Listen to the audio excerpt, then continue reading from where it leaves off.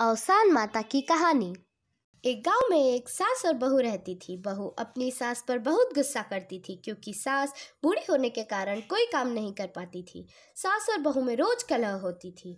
बहू हमेशा सास को ताने देते हुए कहती थी, अम्मा आपसे कोई काम नहीं होता है, दिन भर घर में बेकार ही बैठी रहती हो। बहू के ताने सुनकर लाचार सास कोई जवाब नहीं दे पाती थी। एक दिन बहू ने कहा, अम्मा आप दिन भर खाली नहीं बैठी रह सकती हो, आपको घर का कुछ काम तो करना ही पड़ेगा। सास ने कहा, बहू इस उम्र में मैं क्या काम करूंगी और कहाँ काम के लिए जाऊंगी? तुम अगर मुझे रोटी नहीं दोगी तो मेरा क्या होगा? इस पर बहू ने कहा, अम्मा आप रोज सुबह पूरे गांव में दूध बेच आया करो, 1 महीना पूरा होने पर मैं आपसे हिसाब लूंगी। बेचारी सास दुखी मन से मजबूरीवश गांव में दूध बेचने के लिए तैयार हो गई।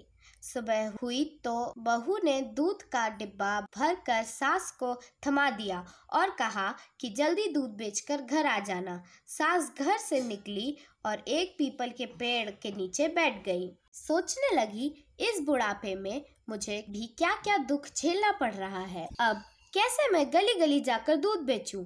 इतना सोचते सोचते 2-3 घंटे बीत गए। इसके बाद सास ने मन में विचार करते हुए दूध को उसी पेड़ के नीचे डालने का निर्णय किया। सारा दूध वही उड़ेल कर सास घर लौट गई। बहू ने सोचा, सास सारा दूध बेचकर आ गई है, रुपए भी लिए होंगे तो कोई बात नहीं, महीने के आखिरी में हिसाब ले लूंगी। इस तरह दूध ले जाते हुए सास को 1 महीना बीत गया। अब वह दिन भी आ गया जब उसे हिसाब देना था।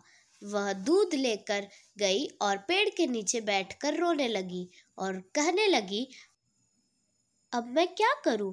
आज बहू को दूध का हिसाब कैसे दूंगी?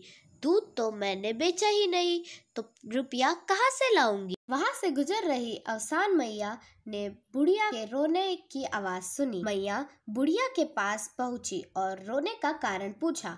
बुढ़िया ने मैया से कहा, मेरी बहू मेरे साथ अच्छा व्यवहार नहीं करती है। मुझे कहती है कि घर में कुछ काम किया करो और रोज मुझे पूरे गांव के लिए दूध बेचने को दे देती है।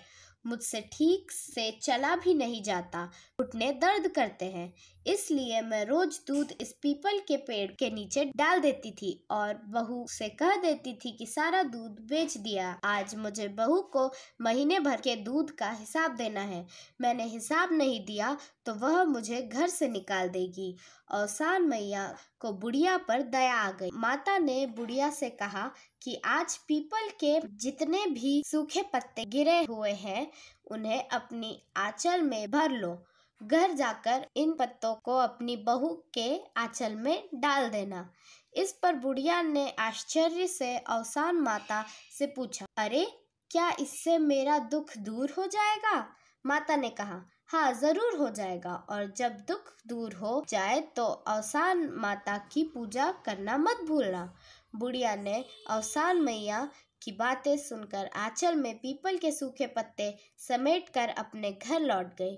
सास जैसे ही घर भरे आंचल के साथ घर पहुंची, बहू अत्यधिक खुश हो गई। बहू ने पूछा, क्या बात है अम्मा, आज तो आप पूरा हिसाब लेकर आई हो, बहुत सारा पैसा रुपया मिला है आपको। सास बोली, हाँ बेटा ऐसा ही समझो, तुम अपना आंचल फैलाओ, मैं उसमें सब डाल देती हूँ। बहू ने अपना आंचल फैला दिया, लेकिन यह क्या, उसका आंचल तो रुपयों और जेवरों से भरा हुआ था। बुढ़िया को भी समझ आ गया कि यह सब अवसान मैया की कृपा है। बहू सास से जोर देकर पूछने लगी कि उसे इतना धन कैसे मिला।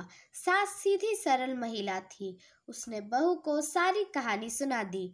लालची बहू ने सास से कहा कि मैं भी वैसा ही करूंगी जैसा आपने किया है, हो सकता है अवसान मैया मुझे भी इसी तरह बहुत सारा धन दे दे। बहू भी अब रोज दूध लेकर जाती और पीपल के पेड़ के नीचे चढ़ा कर आती। महीने के आखिरी दिन बहू पेड़ के नीचे दूध चढ़ाकर रोने लगी।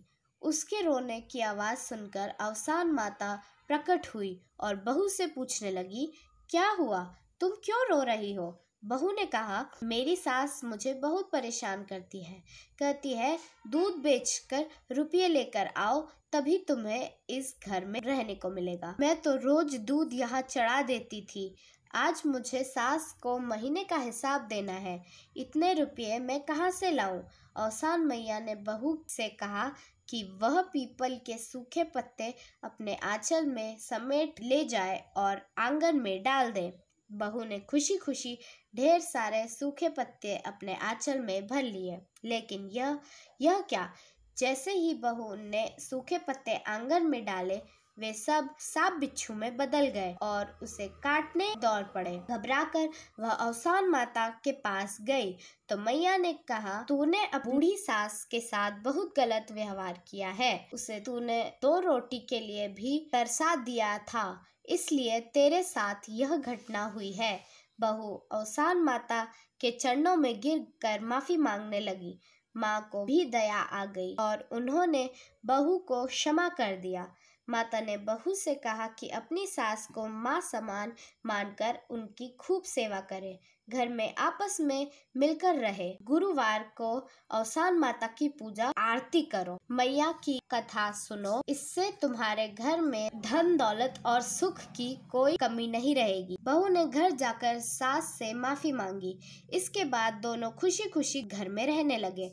गुरुवार को उन्होंने पूरे विधि विधान के साथ माता का आह्वान कर उनकी पूजन की। जिस प्रकार औसान माता अपने बूढ़ी सास को सहारा दिया और घर में सुख शांति समृद्धि दी, वैसे ही हम सब पर अपनी कृपा बनाए रखना। औसान मैया की जय।